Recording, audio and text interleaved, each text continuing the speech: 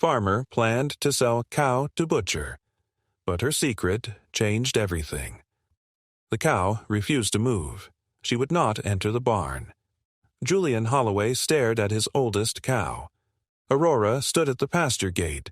Her brown eyes looked wild, panicked.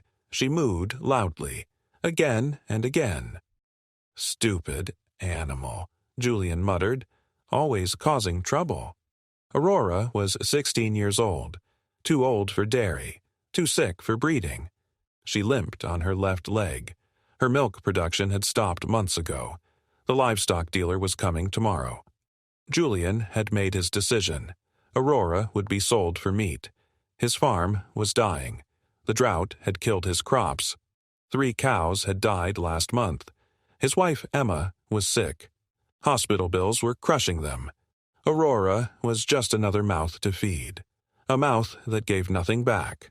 "Get inside," Julian shouted. He slapped Aurora with the lead rope. Aurora backed away. She mooed louder, more desperate. Her whole body trembled. "What is wrong with you?" Something felt different tonight. The air was thick, heavy. Julian looked at the sky. Dark clouds gathered in the west, moving fast, too fast. But the weather report said clear skies. Aurora suddenly broke free from Julian. She ran toward the road, toward the village center. "No! Come back here!" Julian chased after her. His boots splashed through mud. His lungs burned. Aurora was faster than she should be. A sick cow.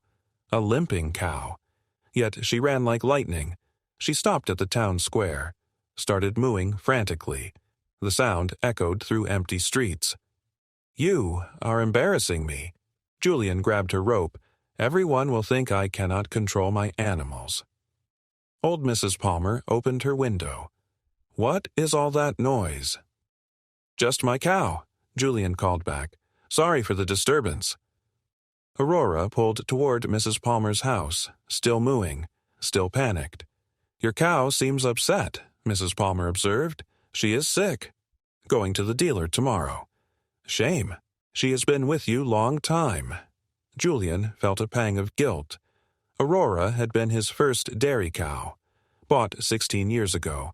She had given birth to 12 calves, produced thousands of gallons of milk, but sentiment would not pay bills. He dragged Aurora back toward the farm. She resisted every step. Her eyes showed pure terror. "I do not understand you," Julian said quietly.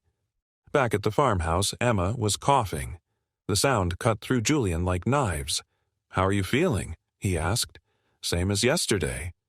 Emma smiled weakly. "Did you secure the animals?" "All except Aurora. She is acting strange, refusing to go inside, running toward town, mooing like the world is ending." Emma sat up slowly. "Maybe something is wrong. The vet said she is just old. Maybe she senses something." Julian laughed bitterly. "Like what?" "Bad weather. The forecast is clear." "Animals know things," Emma insisted. "My grandmother always said so." "Your grandmother believed in ghosts, too." Emma coughed again, harder this time. Julian handed her water. "The dealer comes tomorrow," he said softly. "I know." Emma touched his hand. "We need the money." "I hate this." "Me too." That night, Julian could not sleep. Thunder rumbled in the distance, but the weather report still showed clear skies. He went to the window. Lightning flashed far away. Aurora stood in the pasture, not lying down, not resting, just standing, staring toward the village. At 11 p.m., Aurora started mooing again. Loud, insistent, desperate. Julian went outside. "What now?" Aurora ran to the fence, looked at Julian, looked toward town, mooed urgently. "You are keeping everyone awake." The mooing continued, for hours. At 2 a.m., Julian heard pounding on his door. It was Tom Bradford, his neighbor. "Your cow won't shut up." "I know, I am sorry." "Well, do something about it." "What do you want me to do?" "I don't know, but some of us have work tomorrow." Tom stormed off. Julian felt humiliation burn his cheeks. Before we continue with the shocking discovery that changed everything, don't forget to like and subscribe. It really helps the channel grow. Julian returned to bed defeated. Emma was awake now, too. "Maybe we should call the dealer tonight," she suggested. "Get it over with." "In the middle of the night? She is disturbing everyone. People will complain." Julian knew she was right, but something held him back. At 4 a.m., the mooing became screaming. Aurora sounded like she was dying. Julian ran outside. Rain was starting to fall. Not normal rain, heavy, violent. Aurora was at the fence, throwing herself against it, again and again. "Stop! You will hurt yourself." Aurora looked at him with those brown eyes, eyes that begged him to understand. Then Julian felt it, a vibration in the ground, subtle, growing stronger. The rain intensified. The wind picked up. Lightning struck nearby. Too close. Julian looked toward the village. He could not see it clearly through the rain, but something felt wrong, very wrong. He went inside, turned on the radio. Emergency broadcast. "Flash flood warning. Dam breach upstream. Water heading toward Millbrook Valley. Evacuate immediately." Julian froze. Millbrook Valley. That was them. "Emma, we need to leave. Now." He grabbed his phone, started calling neighbors. The phone lines were dead. The power went out. Complete darkness. "We need to warn everyone," Emma said. She was already getting dressed. "How?" "The phones are down. We go door to door." "There is no time." Aurora was still screaming outside, still throwing herself at the fence. Julian suddenly understood. "She knew," he whispered. Aurora knew. He ran outside, opened gate. "Go!" "Warn them." Aurora took off like a rocket, straight toward town. Her limp was completely gone. Fear had made her whole. Julian and Emma jumped in their truck, followed Aurora down the muddy road. Julian honked his horn, flashed his lights. "Flood! Get out! Flood coming!" Lights turned on. Confused faces appeared. "Evacuate now!" Julian screamed. "Dam broke!" "Water's coming." The Petersons did not hesitate. They grabbed their kids and ran to their car. Julian honking, yelling, warning. Aurora was running behind. The entire village was awake now. Cars starting. People shouting. Chaos. "Head to the hills," Mayor Davis yelled. "Everyone to high ground." A caravan formed. 30 cars, 60 people. Julian drove with Emma beside him. Aurora ran ahead. Never stopping, never slowing. Behind them, Julian heard it. A sound like thunder, but not thunder. Water. He looked in his rearview mirror. A wall of water. 20 feet high, maybe more. It swallowed his farm in seconds. The barn, the house, everything. "Drive faster," Emma screamed. The water was gaining, reaching, hungry.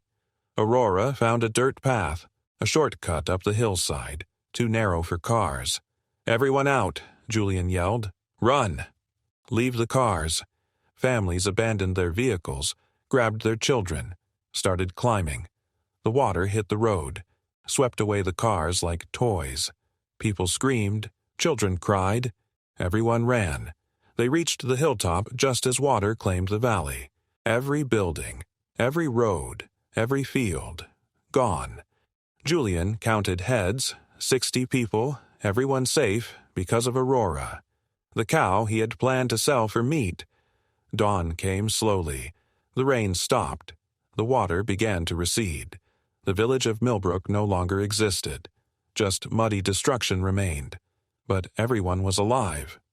Mayor Davis approached Julian. "Your cow saved us."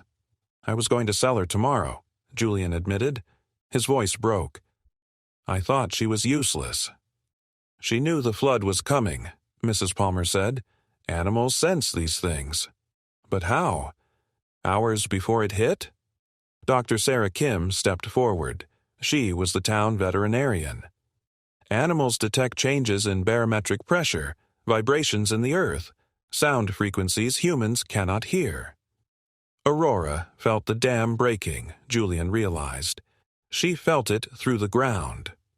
The rescue crews arrived at noon. Helicopters, boats, National Guard. They brought supplies, medical care, emergency shelter. A news crew came too. They wanted to interview Julian. "Tell us about the cow that saved Millbrook." Julian faced the camera, his eyes filled with tears. "Her name is Aurora.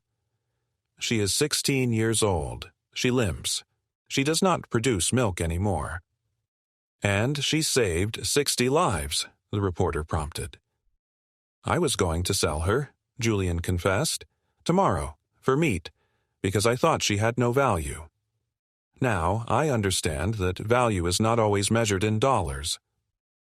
3 months later, the village was rebuilding. New homes, new roads, better than before. A dam safety investigation revealed shocking truth. The original dam had structural problems. Engineers had warned officials years ago. Those warnings were ignored. "Someone should have fixed it," Mayor Davis said at a town meeting. "Someone will pay for this," a lawyer added. A lawsuit was filed. Against the state, against the dam operators, against everyone responsible. Julian received $400,000. Enough for Emma's treatment. Enough to rebuild. Enough to secure their future. Aurora taught us that value cannot be measured by productivity alone. May we all learn to see the auroras in our world before it is too late. Thank you for watching. Don't forget to like, comment, and subscribe. It helps me continue sharing stories that matter.